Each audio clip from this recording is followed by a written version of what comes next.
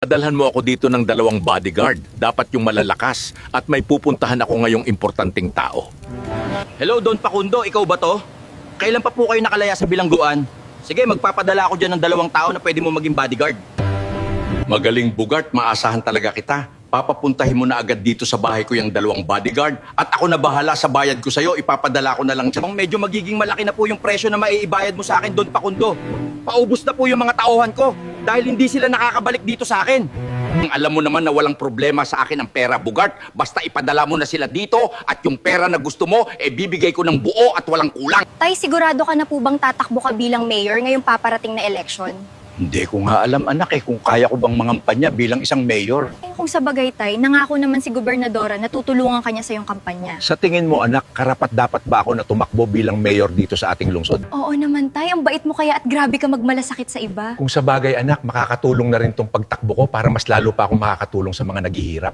Tama nga, Tay. Mas marami pa nga yung matutulungan mo pag nanalo ka bilang mayor dito. Sana nga, anak, at pala rin ako na manalo sa pagtakbo ko bilang mayor.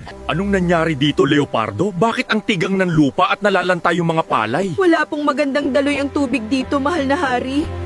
Ito yung mga dahilan kung bakit kailangan ko talagang bisitahin ang lahat ng sulok ng kaharian para makita yung mga ganitong problema.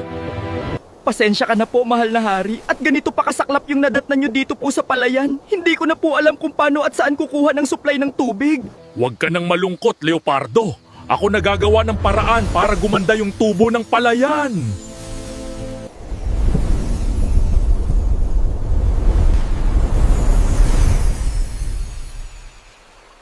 Ayan, okay na yung palayan at maganda na ang tubo at may tamang irrigation na ng tubig.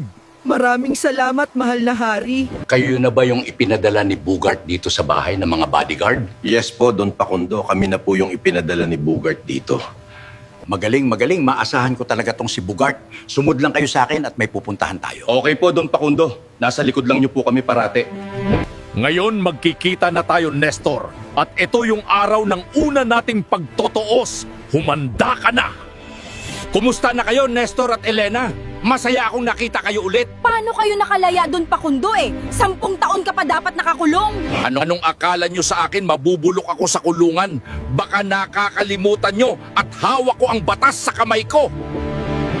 Hanggang ngayon, Don Pakundo, ang sama-sama mo pa rin. Hindi ba nabago ng pagkakulong mo yung pag-uugali mo? Ba't po nagpunta po kayo dito sa bahay namin, Don Pakundo? At ano ba pakay mo dito?